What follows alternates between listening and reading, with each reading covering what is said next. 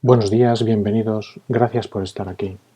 Hoy vamos a dar la 9ª sesión de este curso de entrenamiento en relajación para el COVID-19.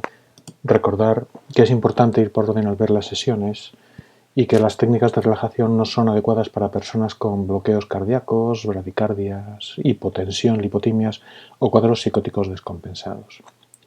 El tema que he elegido hoy es el estrés. El conocer un poco cuáles son las consecuencias del estrés es lo que me ha motivado a hacer todo el curso. Fijaros, yendo muy al grano, el estrés es la respuesta fisiológica del cuerpo, psicológica, de la mente y de la conducta de un ser que intenta adaptarse a tensiones internas y externas. También podemos decir que un estresor es un suceso, una situación, una persona o un objeto que se percibe como elemento estresante y en consecuencia induce una reacción de estrés. El estrés tiene unos costes evidentes económicos altísimos y unos costes ocultos también importantes. Dentro de ellos está la rotura de relaciones humanas, los juicios erróneos en la vida privada y profesional. Un profesional con estrés tiene más facilidad para equivocarse en cualquier labor que esté haciendo. Hay un descenso de la creatividad y la productividad. Se despierta la agresividad en el trabajo y da peor calidad de vida y menos bienestar. Estos son como los costes ocultos y luego tenemos varios tipos de estrés. Hay muchas clasificaciones y no voy a profundizar en todas las que hay, solo comentar que el no tener nada de estrés es prácticamente imposible, pero que si hay ciertos niveles es como el coche cuando va a 3000, depende de qué motor, ¿no? Pero el que yo tengo, por ejemplo, a 3000 revoluciones va súper bien. Responde cuando le pisas y puede acelerar y frenas controlándolo bien. Pero cuando un coche va a 6000 revoluciones y ya está la flechita en rojo del cuenta revoluciones, eso es malo, eso es un estrés ya negativo. Fijaros, porque el estrés positivo aporta vitalidad, entusiasmo, optimismo, futuro bueno. Nos vamos a ir de vacaciones y no te puedes poner malo. Pues muchas veces no nos ponemos malos gracias a eso, porque las defensas están mejor. Tenemos más vigor, más lucidez, las relaciones humanas son óptimas y tenemos una alta productividad y creatividad. En cambio, en la parte de la derecha está el estrés negativo y eso da fatiga, cansancio, irritabilidad, no nos concentramos, nos sentimos deprimidos, pesimismo, enfermedades, accidentes, hay mala comunicación y baja la productividad y la creatividad. Hay estresores agudos, pues una entrevista para un puesto de trabajo, un examen para los estudiantes, hacerse un análisis de sangre, y luego estresores crónicos que son tal vez los más delicados, ¿no? Entre ellos pues el paro prolongado, la separación de pareja y la pérdida de un ser querido son de los estresores crónicos más importantes que hay. Luego veremos qué consecuencias tienen. Aquí voy a ir muy rápido y si veis los números os fijaréis que faltan algunos porque no los he puesto todos. Esta es la escala de sucesos estresantes de Labrador, catedrático de Psicología en la Universidad de Valladolid, del que he tomado muchos de los datos que veis aquí. Me parece que su libro es extraordinario y, y fijaros, porque hay muchas escalas para valorar el estrés que se supera, que se puede llegar a tener. Hay muchas escalas para valorar el nivel de estrés que estamos soportando y quería que os fijarais especialmente, bueno, aquí, en la número 2, encarcelamiento o similar. El confinamiento ya nos está haciendo vivir una de las que generan o pueden generar un nivel de estrés alto.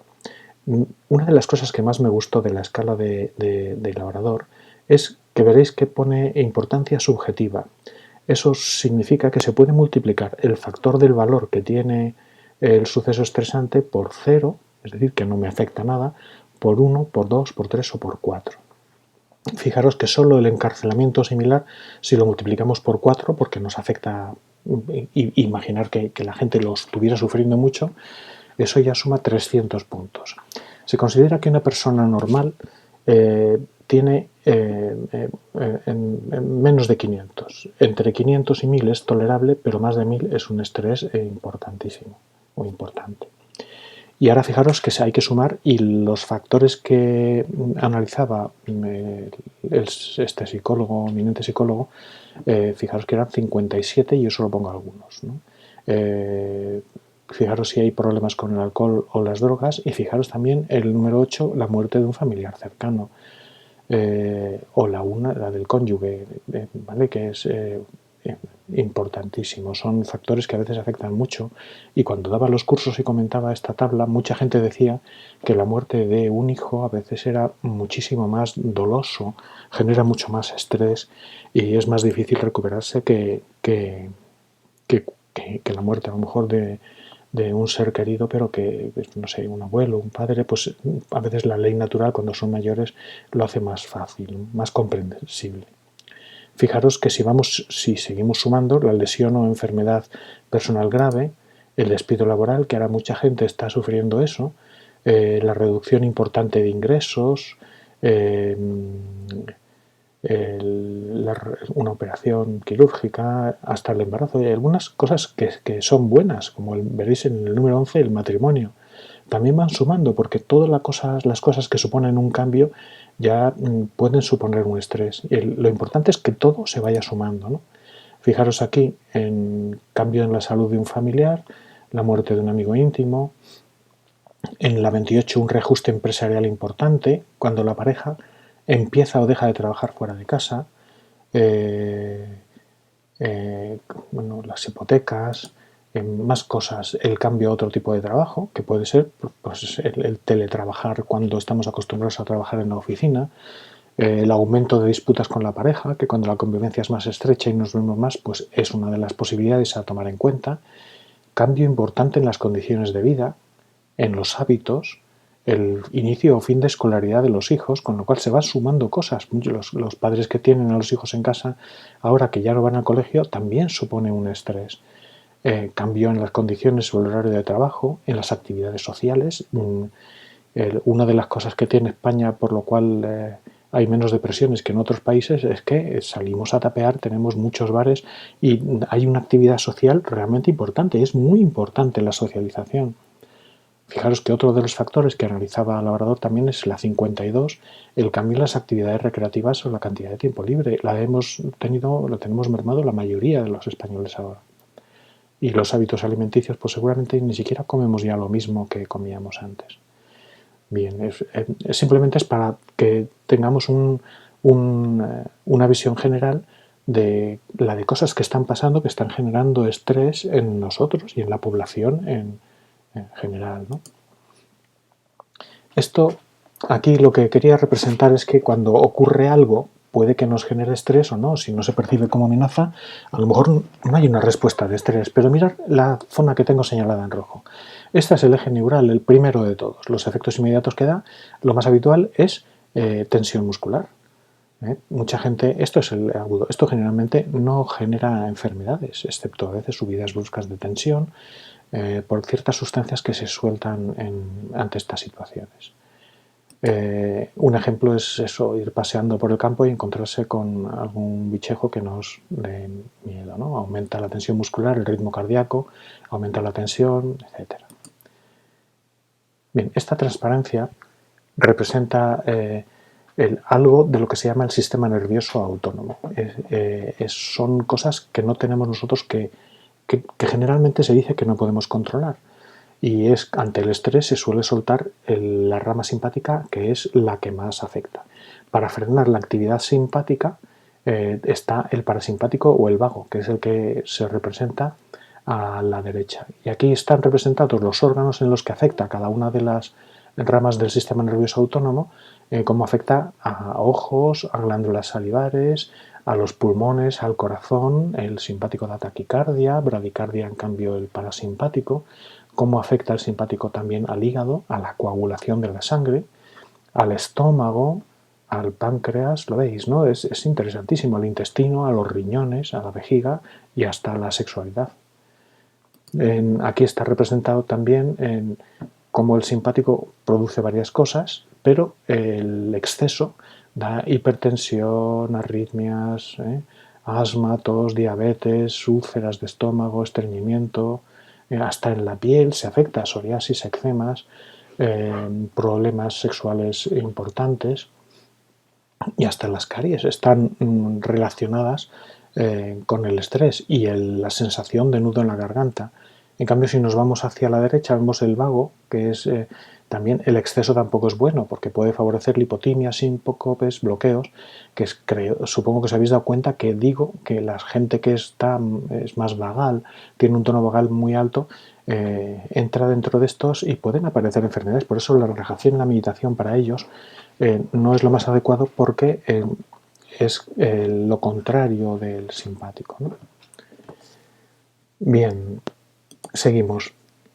Cuando se afecta a nivel, el estrés empieza a durar más, empieza a afectar ya también al hipotálamo, que es una zona más central del cerebro, y afecta al eje neuroendocrino, estimula la médula adrenal y se libera a la sangre adrenalina y noradrenalina, que generan todavía más estrés, generan más activación del simpático y da todavía más enfermedades.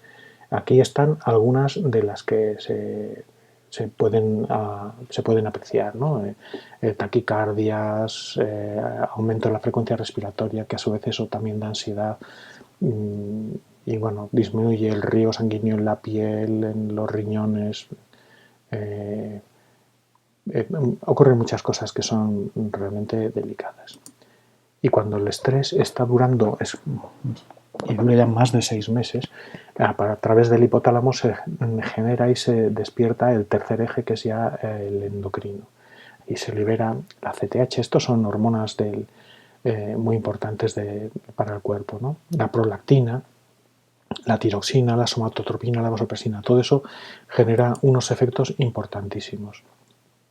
Uno de ellos es la supresión de los mecanismos inmunológicos, con lo cual bajan las defensas. Y fijaros abajo, sentimientos de depresión, indefensión, desesperanza y de pérdida de control.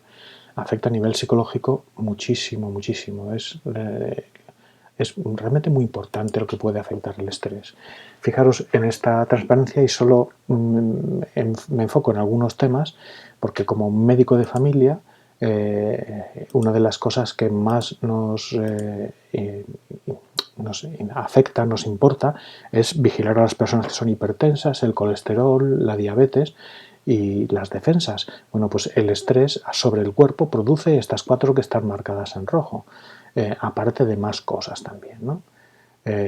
A nivel cognitivo, pues señalo también otras 4 como las más importantes, pues la incapacidad de tomar decisiones, no te puedes concentrar, se te olvidan las cosas, con lo cual se cometen más fallos, ¿no?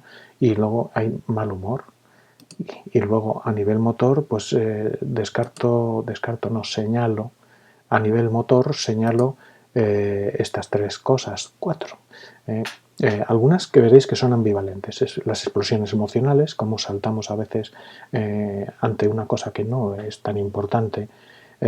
Tenemos más predisposición a accidentes de coche pequeños, te cortas el dedo mientras estás cortando el calabacín, y luego pues darse atracones de patatas fritas o de cualquier cosa, ¿no? El helado ahí depende de bien. O bien la falta de apetito. Fijaros que están las dos son respuestas lógicas ante el estrés, y veréis que hay más, el consumo de drogas legales e ilegales, en fin, es tremendo. Fijaros más cosas, porque esto representa un experimento que se hizo sobre los monos. Cuando había estrés crónico en los monos, se veía que el jefe, que era el que generaba, un macho dominante que generaba mucho estrés, él no tenía efecto en las neuronas del hipocampo, pero el macho dominado, los que estaban dominados, tenían muchas menos ramas en sus neuronas, con lo cual también encontraban menos solución. Esto es uno de los efectos del estrés crónico. Y fijaros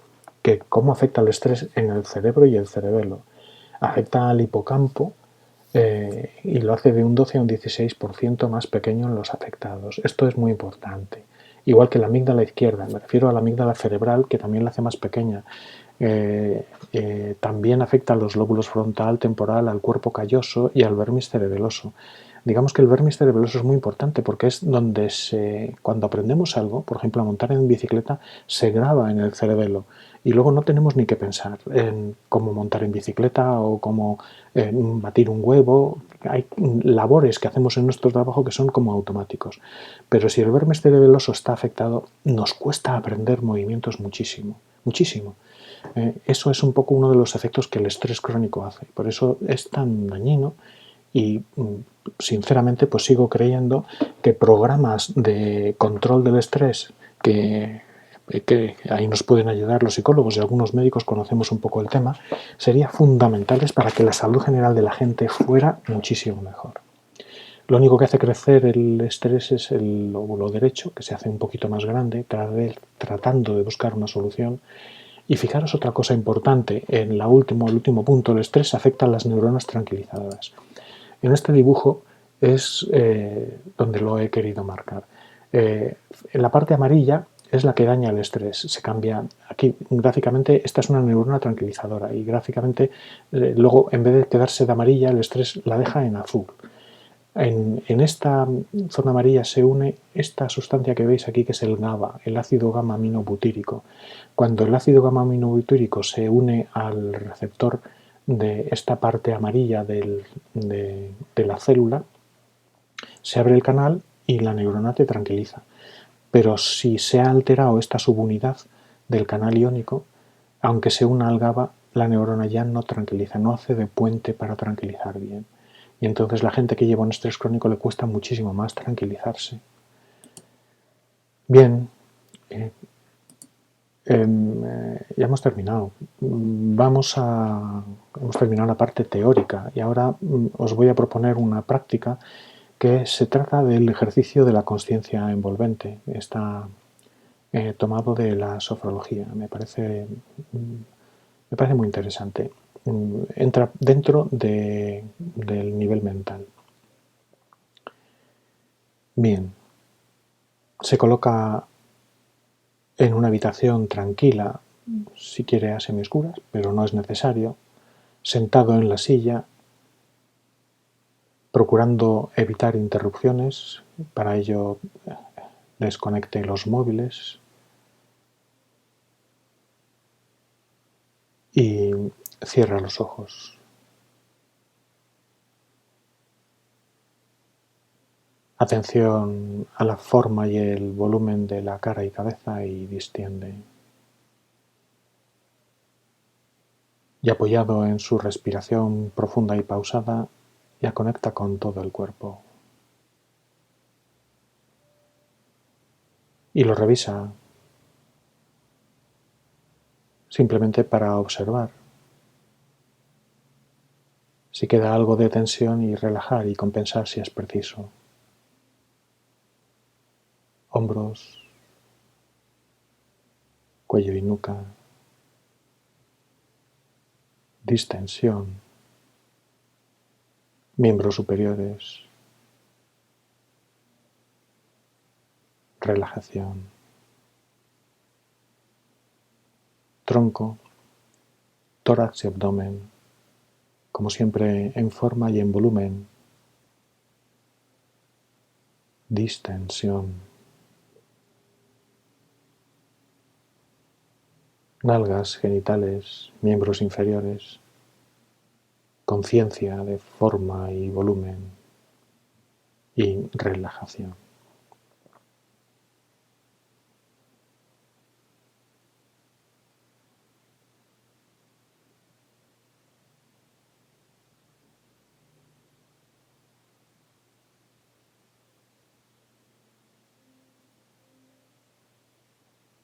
Y durante unos instantes mantiene la atención en el cuerpo de forma global, de cabeza a pies.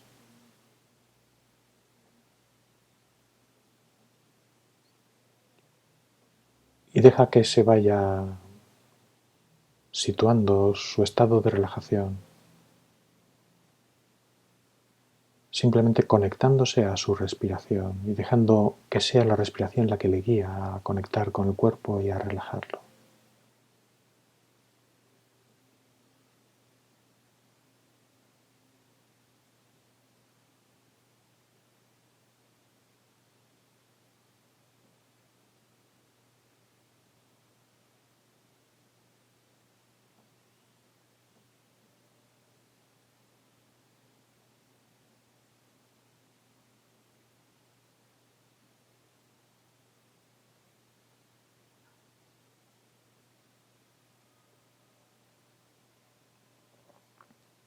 Y se prepara ahora para activar el ejercicio del pensamiento coherente.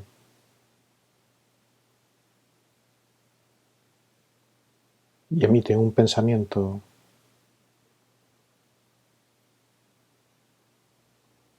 y una imagen asociada y que tenga el mismo significado a la vez que suelta el aire. Yo propongo el irradio paz y tranquilidad. Pero si lo desea puede utilizar cualquier otro que le ayude a sentirse bien.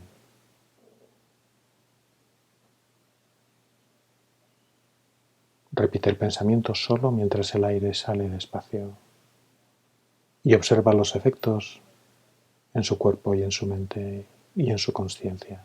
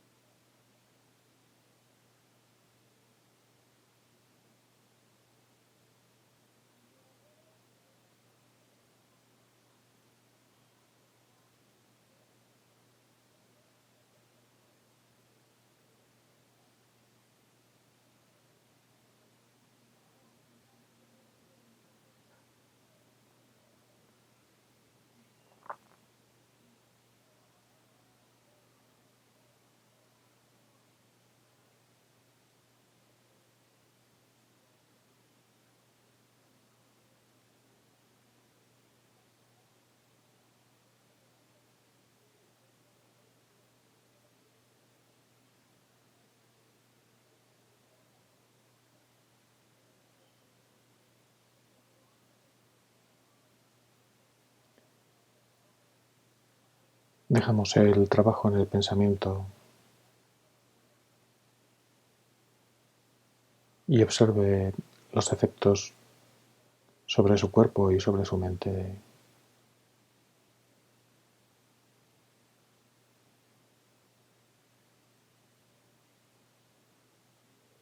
Observe de cuánto es consciente de lo que ocurre en su propio interior, cómo vive ahora su corporalidad, cómo siente su cuerpo.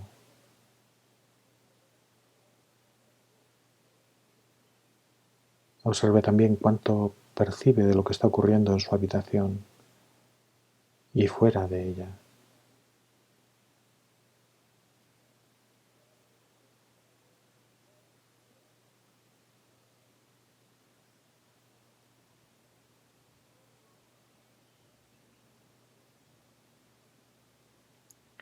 Y desde este estado de conciencia acrecentada,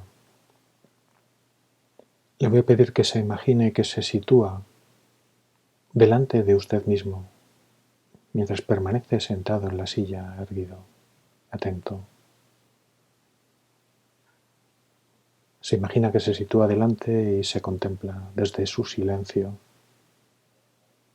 y observa cómo resalta en su atención todo aquello que puede verse desde delante.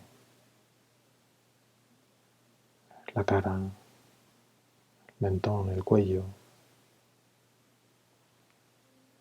pecho, el tórax, la parte anterior de los miembros superiores,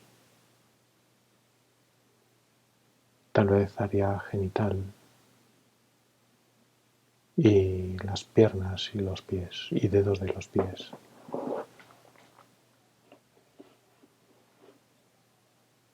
Una vez que se ha despertado la percepción de la parte anterior del cuerpo, gira hacia uno de los lados. Se contempla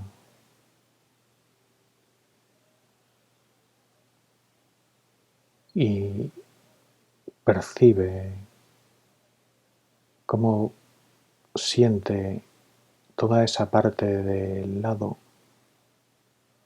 como si despertara. La mejilla, la oreja, la cara, el brazo, el hombro, la parte lateral del cuello,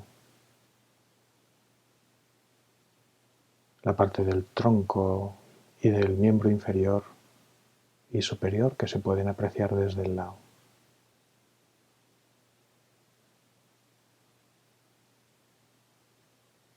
Continúa ese giro imaginario situándose detrás de usted mismo y observa cómo percibe al contemplarse toda su parte posterior, todo lo que se puede ver desde atrás, la nuca, cuello, la espalda, la región lumbar, nalgas, las pantorrillas, los gemelos, los talones, la parte de los brazos que se pueda ver.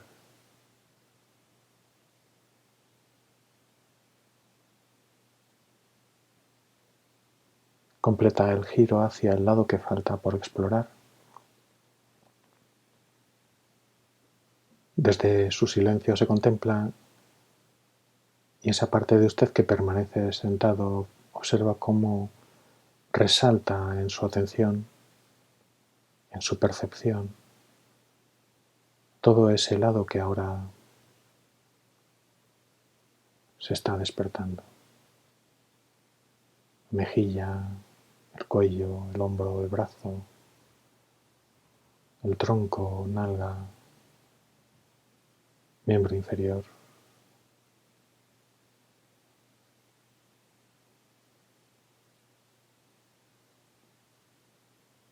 Continuando ese giro imaginario, esa vuelta como si no hubiera barreras, se sitúa por debajo y contempla desde abajo su cuerpo, como si pudiera ver a través del suelo, y observa cómo resalta en su atención las plantas de los pies, la parte inferior de los muslos, nalgas, tal vez los codos.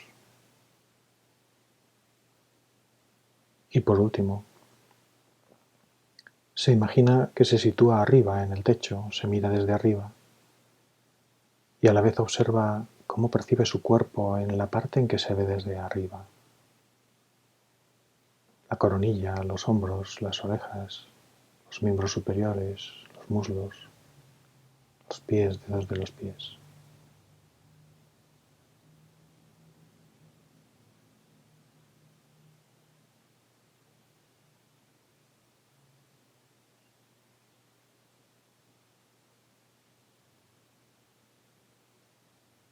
Y durante unos instantes deja que su respiración le permita mantener esta atención de la consciencia que le envuelve.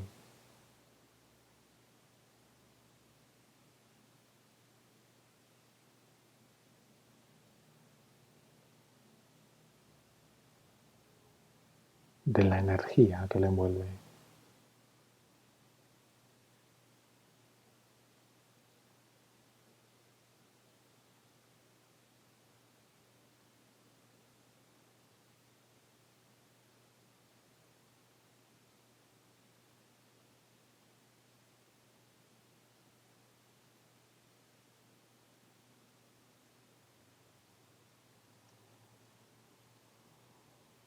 Observe cómo es capaz de percibir el lugar que ocupa como un lugar que no puede ocupar nada más que usted.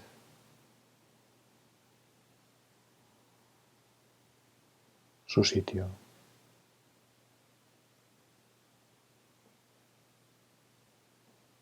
Puede sentirse dueño de su sitio, de su lugar en el mundo.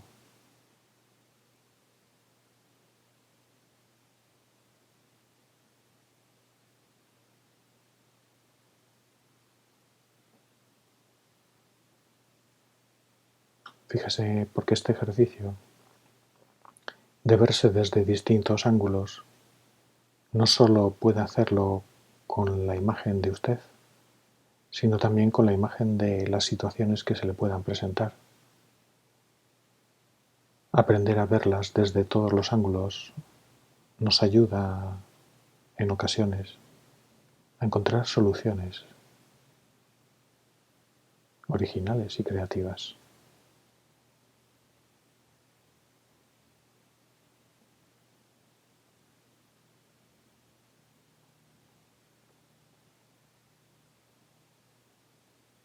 Y ahora le voy a pedir que cambie la conciencia al sujeto que le está mirando, a usted mismo, mirándose desde fuera.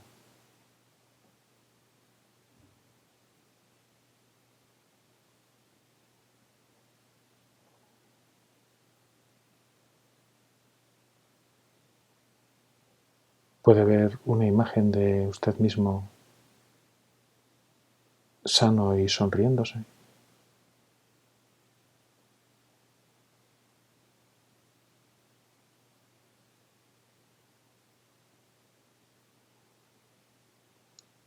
Desde esta conciencia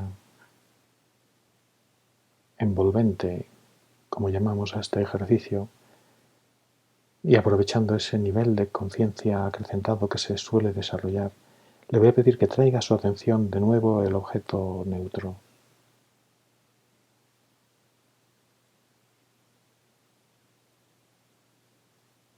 Y una vez que lo visualice, lo sustituya inmediatamente por la imagen de usted mismo.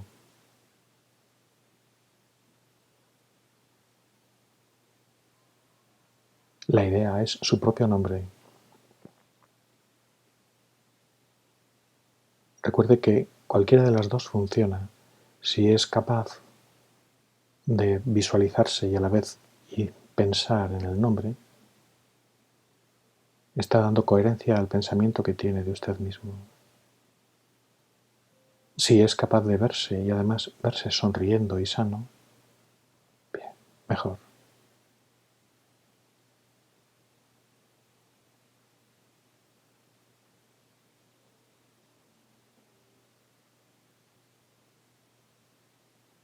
Mantenga la atención en usted durante unos instantes.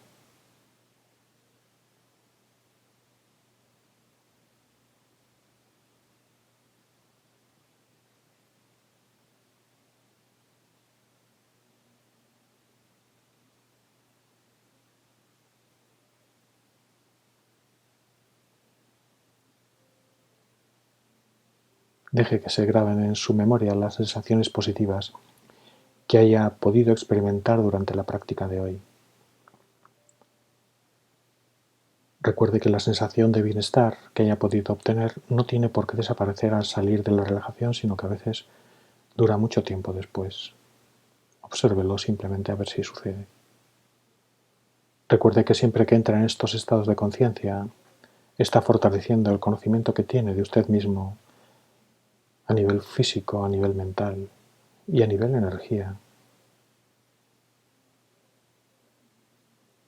Cuando una persona se conoce a sí mismo es más capaz de tener autocontrol de sus emociones. Incluso me atrevería a pedirle si es capaz de ver lo que puede estar sintiendo con estas prácticas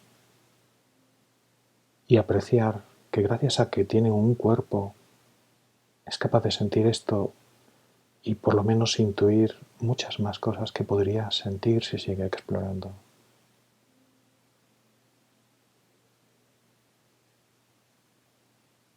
Quisiera que con ello despertara un poco la capacidad de apreciar la maravilla que supone tener un cuerpo físico.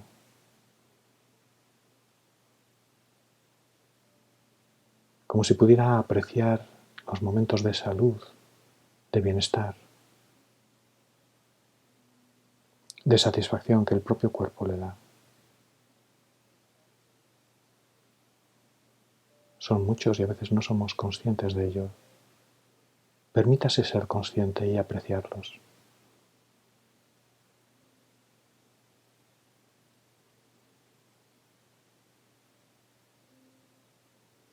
Recuerde también que entrar en estos estados está favoreciendo el desarrollo de su creatividad